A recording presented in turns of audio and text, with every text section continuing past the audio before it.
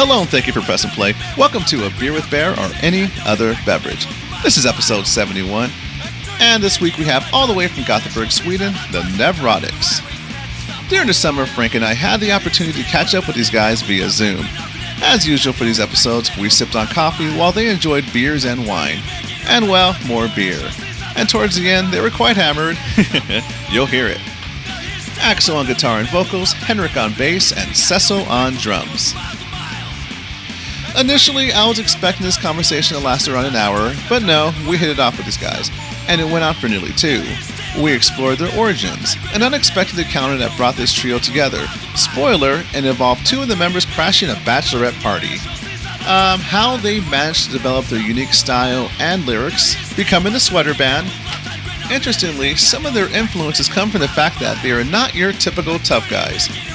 We also discussed the Swedish culture and food, discovering their love for silly puns, and what we would call dad jokes out here. We even touched on the infamous Blue Loner guitar at the Psychobilly meeting in Pineda. Grab something cold to drink and put on your finest sweater. Let's spend a day with the Nevrotix. Beer with Bear is available to listen to where podcasts are heard. Spotify, iTunes, just to name a few, Libsyn, and SoundCloud.com. If you like what you hear, please support the show and artists to come on by hitting subscribe, leave a rating, write a positive review, and tell your friends. While you're at it, don't forget to like us on Facebook at Beer with Bear Pod, Twitter at Beer with Bear, and Instagram at Beer with Bear Podcast. That's right, due to some technical issues, we are no longer using the Beer with Bear Pod handle. The account's still up, but you want to follow us at Beer with Bear Podcast. There with the other socials, you'll find pictures, updates for upcoming episodes, and it's also the best way to contact us. We'd love to hear from you. Theme music by Chris Helking, graphic design by Jeremy Fletcher, mixing and post-production by Ryan Miles. Thank you very much and enjoy.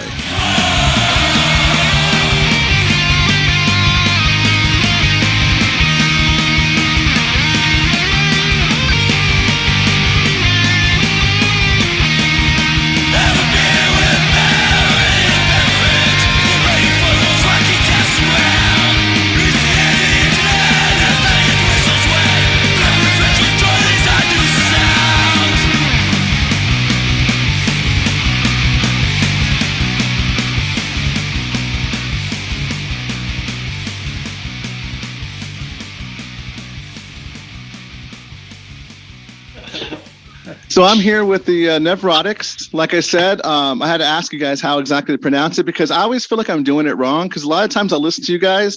You're a great band to listen to when you're driving with the ding ding ding ding ding the rhythm and everything. It's kind of a cool pump me up before I go to work or when I'm coming home from somewhere. I like it gets the blood going. Problem is, I'm doing handless, so I do the recording, right? So I'll go play Nevrotix Psychobilly, and it gives me all this other weird shit. So I'm like, I'm saying it wrong.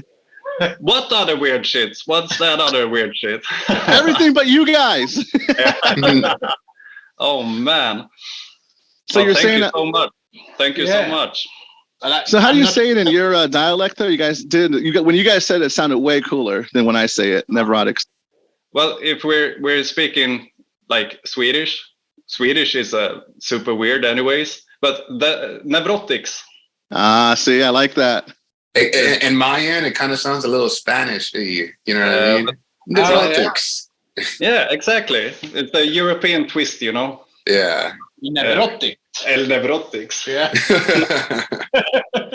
So as I mentioned, we're doing this on Zoom right now. They're from Sweden. They're in Sweden right now. So you can't see the video, but right now they're drinking wine and beer. Where I'm at, it's only like 9 o'clock in the morning. So that's normal for some Americans, not for me, and not anymore at least. So I got coffee. What are you drinking, Frank? I got coffee as well. Perfect. Great. We're having, speaking of the Spanish, we're having we missed out on the Psychobilly meeting in Pineda. Yeah. So we're having the cava. So we're drinking the Spanish instead of being there last week. Oh yeah, you guys played there last year, right? We played there last year. Was it on the main stage? Yeah. Yeah. Oh wow, that must have been awesome. That's a really big stage. Yeah, for us small kids. Yeah. Oh, that's pretty cool. That's pretty cool. Yeah. Did you guys take your guitar over there, or did you just use that blue one they had? We brought the guitar. Oh, you brought the guitar. We convinced Axel to take his guitar. I'm a bit lazy. I don't want to. I like to borrow a guitar, and so I don't have to carry it. It's convenient. Yeah, but I like how Frank said the blue guitar. Like it's a guitar everyone knows about. The guitar that gets around. Oh, the blue one. They know about the blue guitar, right? Yeah. But unfortunately, they lost our luggage on the way down, including the guitar. Oh man. Oh yeah, we had a transfer in Germany, right? But they found it, yeah, and eventually we got it. Wow, that's why he likes to borrow. That's so scary. It is scary. We're trying to when we do flying gigs, we always want the direct flight, no transfers, because the fucking luggage and the guitars and my cymbals. We lost our luggage in Finland once, also. I think, a couple of years ago. Yeah, it's a hassle. Wow. Yeah, I've flown with my guitar before too, and that it really is such a hassle because sometimes you have to like really fight with the flight attendants, argue with them, get into the flight secretly with your instrument, just stuff it in the overhead if you can. Yeah, but the gig itself was really fun. In Pineda last year, because we hadn't been playing due to the pandemic, of course. Yeah, and a lot of people showed up, even though we were first out on the main stage. It was like 7 p.m. Yeah, something like that on the Saturday, I think. Yeah, but a lot of people showed up, and that was quite nice to have such a comeback gig after the pandemic. Yeah, and this isn't the first time you played there, correct? You played there before? Yes. Once before, in 2016. Yeah, I think so. When we released our first album. Yeah. Okay, that makes sense because the first time I heard of you guys was I was actually doing a podcast interview. It was with the Cursed Bastards. The bass player singer had your shirt on. He was like going, "Oh yeah, I saw these guys. I got the shirt on. They're amazing." I'm like, okay, so that's when I decided to look you up. I had to spell the name wrong a couple of times before I got it, of course, because I Nevrotix. So, but yeah, that's when I first heard about you. That's why I was okay. So you did play before, because I was gonna call him a liar. we remember them and Eddie from Bedlam, I think. They played cool. Bedlam when we played. That was our first gig abroad, actually. Yeah. The same year. Yeah. Wasn't it? Yeah. Same So year. really nice guys. Yeah. Bedlam crew. They're really cool guys. Really great venue. The Road Mender. It's a good spot. That was Frank. That was like. Oh no, go ahead, Cecil. Sorry. Oh, sorry. No, that was like our best year. We released our first album, and we played in Bedlam and Pineda. And Bedlam was our first show abroad. It was quite unreal actually for us to do flying gigs. Good feeling. Yeah. It's still unreal to do flying gigs. It's really weird, actually. What do you think about the I guess you would call it the buffet they had backstage with the chef from the Bedlam crew? Oh, Tiger! Yeah, Tigger. Yeah, I was so actually at the Bedlam show. It was our first show abroad. I was super nervous, and we were standing. We were just about to go up on the main stage and play, and Tigger came out of the kitchen and said, "Hey guys, how you doing? How you doing?" I was like, "I'm fucking nervous. I'm shitting my pants." Come back. So he took me back in the kitchen and he gave me a shot. Oh, Jaeger. And then we played our show. He was always. Oh, backstory for Bear at the Bedlam event backstage. They have a chef that's part of the Bedlam crew as well, and he cooks for all the bands. And he's also drinking back there as well, and he takes shots with the bands. That's a pretty good gig. Yeah, and then sometimes too, he'll even go onto the stage and just start dancing, just having a good time. He's just a really great guy. Yeah, we would love to go back to Bedlam. We only played there once. Yeah. All right, Bedlam, if you're listening, bring them back. We want them back. We want the Quarantads. We want Tigger. We want them all. Yeah, exactly. Pretty please. Toby, if you're hearing this. We're really cheap. You'll play for food. Exactly. And free liquor. Yeah. Oh, yeah. That's super cool. I know it's funny too. I think Frank was just talking about Bedlam with me over some pho. Last weekend you were talking about Bedlam? Am I correct? Yeah. Yeah. You were telling me how your first time playing out there was how many years ago? 10 years ago or something? Something like that. Yeah, it was like 2014, 15. Oh, dang. I got someone at the door. Give me a second. Sorry about that. No problem. I'll hold the fort down. Cool. So while he's doing that, you guys were talking about how you played that show for your first album. Your first album, if I got this correctly, was that Paranoid? Yes. We had to think for a minute. Yeah, but yes. Yeah, well, I just looked it up because I thought it was alive because that's when I kind of I remember years ago you guys sent me that one to check out. I look Paranoid. So if you guys, would you like to play a track while we're waiting for Frank to? I don't know what he's doing at the door. I could hear it though. Let's play a track from you guys off the Paranoid album. From the Paranoid, we have to. Our first song. Yeah, you can play Hyena Bob. Since I love that one. Yeah.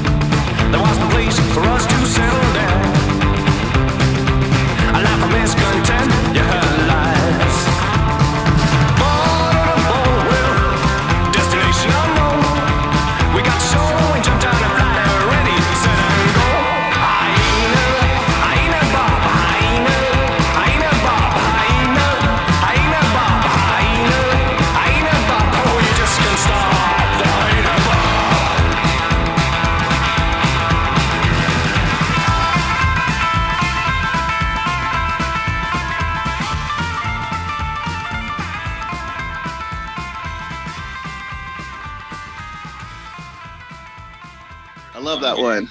Yeah. I love that one. You guys wrote that song before I even joined the band. It was like, so we played it without drums while rehearsing. Cool. Yeah. Got a lot of recordings of it. Yeah, like phone recordings. Yeah. Oh, so that's how you guys started. So let's get into the origin of the band. So basically, Paranoid. You wrote that song before. Hyena Bop is a track, but the album's Paranoid. You wrote Hyena Bop before Ciso, who's on drums. Let me just roll it back just a tiny bit. Let's go ahead and introduce you guys. And what you play in the band. I know we've been talking about Bedlam and food and Jaeger. I got ahead of myself, like with excitement. Let's go ahead and introduce yourself, what you play in the band, and then we're gonna go back to this track as well as the formation of the band. Perfect. Yeah. Axel, I play the guitar and I sing. Henrik Lesama, and I play double bass. Yeah, and my name is Cecil, and I play drums. Yeah. Awesome. Yeah, we did this in the very beginning. I'm like, I'll ask you guys to do it again later. I plan on doing it in the very intro of the episode, but like I said, we kind of just got ahead of ourselves with the flight talk and people losing your guitars. And I heard about the famous blue guitar now too over in Spain. I wonder if they have a name for it. It's still a good guitar. I played with it. All right, Frank. So we played Hyena Bop off their Paranoid album. So right now they're just about to get into how they formed. Cool. Yeah. All right. So you guys are in Sweden. One of you guys buys a guitar. Give me the story. How did this little marriage happen?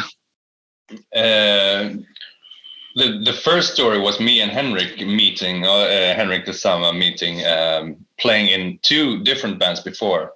One indie band with rockabilly influences. Yeah.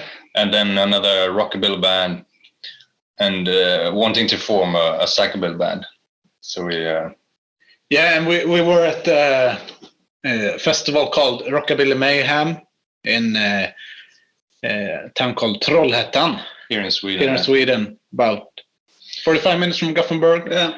We saw the Magnetics, and we were really amazed to see them live. Yeah. And the day after, we went to a rehearsal, and Axel said, I got this song. It's, I think it's called Hyena something, maybe Hyena Bop or Boogie or something like that. And so, and while also playing the rockabilly band, but not that frequently, we decided that we wanted to form a psychobilly band that also thinking about how we were we're not tough guys. No, so we don't play that fast. We don't play that much distortion or so. So we thought, how about the old school? Because that was the thing we liked. I mean, the old Meteors, Frantic Flintstones, Magnetics, Batmobile, and we thought that was the path we wanted to go. And we realized that we wanted to have only play with 3 persons, because the more persons play with, the more hassle it is to just to get to the rehearsal and if you want to book gigs or anything. The truth. Also the 3-piece too, doing like sound check and all that other stuff, a lot simpler, mixing the bass and the guitar. Like I agree 100%. Yeah. But driving a van with a double bass in it. Oh. A lot easier with 3 people than 5. So you guys are good at Tetris. But we realized that none of us could sing. No. No one had sung before in any of the bands. So Henrik, I don't know, took charge, and somehow I knew a friend of a friend who were giving singing lessons. So we were quite ambitious, taking singing lessons, and you started practice, like you say, you're not tough guys, so you got singing lessons, doing some show tunes. And no one wanted to sing, so it was like, can't you sing? No, it's better that you sing. You play the guitar, but you can sing. No. So finally, it ended up on me, but it wasn't. I don't know. It wasn't, what do you say? I didn't raise my hand, really. Yeah. It just turned out. Yeah. And you sound pretty good, though. Thank you. After a couple of years, starting. You broke out of your shell. We still do. When you're warming up your voice, and before gigs, all 3 of us are doing these cheesy warm-up. Oh, la la la la la la la la. We got them from those singing lessons. Yeah. You know who else does that? James Hetfield from Metallica, because he blew out his vocals. Exactly. Yeah. That's why it lasted so long. Yeah. But I think we then met Cecil or you want to take the story about meeting Uno in Germany? We were at this Rockabilly Mayhem and playing with our Rockabilly band and seeing the Magnetics. and took a couple months for us to take singing lessons and to figure out how we wanted to sound and the themes and the songs. But during that time, we were at Satanic Stomp in Speyer. Speyer in Germany. In Germany. Just as visitors. Yeah, exactly. And I was meeting Uno there, who is he arranging the Rockabilly Mayhem in Sweden. Yeah, exactly. And I asked him, this is the thing, we only got like 3 half unwritten songs.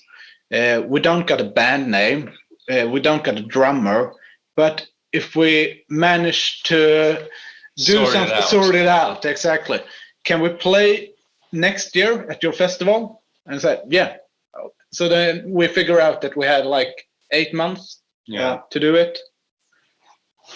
Yeah.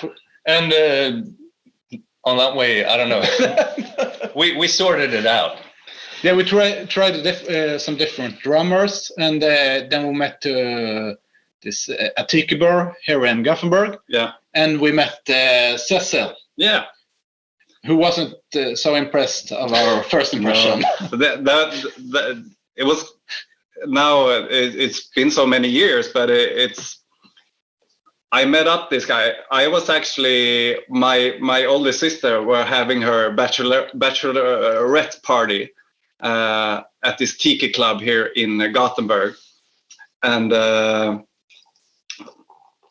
everybody was really drunk, and somehow these two pretty drunk guys just came up to me and was like, "Hey, you play drums?" I was like, "Yeah, I play drums. What the fuck do you want? You know, who are you? Why are you here? This is my sister's party. You know, why are you here?" Turns out they were the entertainment, the strippers. Exactly, the whole Chippendale stuff, you know. But they approached me and it's like, "Hey, you play drums?" I was like, "Yeah." Why do you know that? I think you actually talked to my brother-in-law. Yeah, he was there also. Johan playing in Test Pilots now. Yeah, he played with the Test Pilots now in LA just last weekend. So for the record, we asked him first. Yeah. But then he said, talk to Cecil. Yeah. He's a great drummer. That's how we do it. Yeah. Yeah. And I think you got my number that night, and you texted me a couple of times. "Hey, come down to the rehearsal space." And it wasn't just a drunk thing. No, we really followed up on it. That worked out pretty well, because whenever I'm really drunk and I talk to someone at a bar, I never get their number. These two guys, they charmed me, but I met up and we rehearsed, and there was like because you hadn't played or listened to psychobilly that much. I didn't know anything about anything. And you were very skeptic. I was extremely skeptic. I was like, and I like studied some jazz drums and shit before, and played in pop bands and all that stuff, but they were really persistent. It's like, you should really come down and do this. And we rehearsed, and they asked me, "We have studio booked. We're gonna record a demo tape in 3 weeks from now." Yeah, and I was like, "Okay, let's go." And we have a show, and that's the show with Uno, the Rockabilly Mayhem. And we did our first real show a couple of months later. Wow. And then we recorded the first album. It was really fast. The first year we just went for it. And these two guys are the driving force, you know. I just tag along. I still do. It was also during that time me and Axel sat at the bar and we needed a name for the band. Because Uno was, "I'm going to do some posters now. Do you get a band name?" Okay. Music. We're not cool. We're more Nevrotix. Nevrotix. Axel. No. Nevrotix. Yeah. But with an X and an X, like magnetic. Yeah. There we go. Oh, like magnetics. That's where the X comes in. All right. Exactly. Nice. You're not tough guys. I remember one thing too. When I was I like how Cecil mentioned jazz, because I was talking to Frank about this band too. I'm like, yeah, you heard him. What you think? He's like, pretty cool, very jazzy. I'm like, okay. I'm like, yeah, jazzy. They're very clean, and they got sweaters. The sweater band, because I know from your artwork and pictures you do the sweaters. I wanted to wear a sweater today. But the plan was to get one of those Argyle sweaters.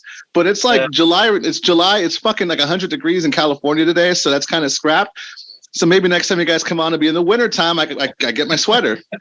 Californian sweater seems to be a bad combination. Yeah. Well, this time of year, you wait a little later. It's some good sweater weather. All right. Okay, so you got. It's too warm. It's too warm for the sweaters here too, or the jumpers, as the British guys always. When we go out to play, hey, where's your jumpers? You should wear your jumpers on stage. It's too hot to play on stage with those sweaters. Yeah, but you tried it. Yeah. I have played several times with a knitted sweater for a while. Yeah, but I think I've endured a whole concert at least once or twice. Yeah, just for the sake of it. Yeah, just to prove that you can. Both prove that I can and trying to form some kind of image around the band. Yeah, it worked. It's attached to it, and it like losing a couple of pounds of sweating. Yeah. Oh, I know. I'm losing your water weight. Yeah. No, what was I going to say? No, it is. It does stand you guys out. Because, like I said, sometimes it gets a little, you have a lot of bands. Sometimes everyone has their thing, you guys are the sweater band. Some bands have the makeup. Some bands have a particular member that, that has a look to them. That's your thing, which I like, Like I said, I like how you embrace you're not tough guys. You're like, we're not tough guys. So I love your album artwork too. I wanted to mention how you got into that or ask how you got into that, because you talk about how things move so quickly. I noticed how you have, it kind of reminds you, the caricatures you have, the animation, the drawings of you, it kind of gives me that crewman feel where every album had them like in different adventures, like reading a comic book in a graveyard, or the last adventures, how they're in tombs and everything. How did that come about as far as you guys for the artwork? It's really fun to hear you say that, because the crewman artwork has been quite a big influence on how we wanted to have the artwork. Both having the connection with sweaters, as we talked about, this old school feel that we thought could, have the connection to Sweden, the Nordic countries, I don't know, and having the old school stamp on it, but also the drawings. I think we were pretty clear from start we wanted to have a hand-drawn album cover, just because of the 80s albums and Crewman in particular. And we have to. Oh, there's the. No, sorry, we're laughing. There's kid toys here. Yeah. My kid's room is just. He's got like a sound puzzle with animals making sounds. Oh. So if you hear like a lion or a monkey or a snake. That's funny. No, that reminds me. I actually got to lock my door because my nephew's here. I told my sister, give me 90 minutes. Give me 90 minutes, because otherwise that door is going to come out. Uncle Bear, like every 10 minutes. Edit out that the monkeys. But I have to give about the artwork. A big shout out to the artist who drawn our artwork. Yeah, Oscar. Oscar on the latest here. Turned out great. And the first one on Paranoid, it was talking about how things moving fast that first year, having the demo, and then I think Psycho Couch, a German site, made a review. They reviewed it and saying that we had recorded an album, which we mentioned for him, but not having an. But we were very clear. We have recorded an album, and we're looking for someone to release it. Yeah. And we were just hoping that someone would pick it up. On. Yeah. And Guido from Crazy Love. Oh, nice. Nice. And just wrote to us. I read the review and heard you have an album recorded, and I'm happy to release it if you want to. And he knew a person who were willing to draw the first album cover. It was Norman from the Flanders in Germany. Oh yeah, so he's really good. Yeah. So we basically just said that we want an old school album cover with we want the sweaters or just how we look in a bit of cartoonish way. Yeah, And, some pictures. Yeah. No breast, no naked women, no blood, no devils. Because we're no tough. You're no tough guys. And it turned out great. Yeah. And No aliens? No, I'm just kidding. I just saw the tattoo. And the second one on Alive, it was, if you know, Gilles, King Rat Artwork. Gilles, or how do you pronounce it? Gilles? Gilles? Yeah. Because he's from played with Belgium, right? Or... Belgium, yeah, played with Adios Pantalones, and that was the squeaky toy. Yeah. The first time I heard that name, Adios Pantalones, I was like, what is this? And when I saw them play, I was like, what? Interesting. What, they had no pants on? No, they had pants on, but that was the band name, Adios Pantalones. Yeah, but sometimes when they played live, they just pulled the pants down, having the knickers on. Knickers, is that female on the underpants? Underwear, yeah. Boxers, briefs. Yeah, but I think we always wanted to have quite a old school approach to the album. Mm-hmm. The new album cover looks pretty cool. Oscar Harrington always does really good stuff. Have you seen his stuff, Bear? Oscar Harrington? Yeah, didn't he do like all the classic albums from like the 2000s and 80s? Yeah, the Dementia Go. I know his artwork from it's all done with colored pencil. Yeah. I follow him. And I love his work. Like I said, I love that style too. It gives it like a feel, like a certain feel, like they mentioned too. There's a feel that comes from the hand drawings, and you know his stuff when you see it. You know, I like how too sometimes I guess people we know or he knows he'll make them into little rats, right? Yeah, exactly. Yeah. It's an amazing artist and amazing person. Yeah. We're so happy that he did it for us. Yeah. Yeah. We're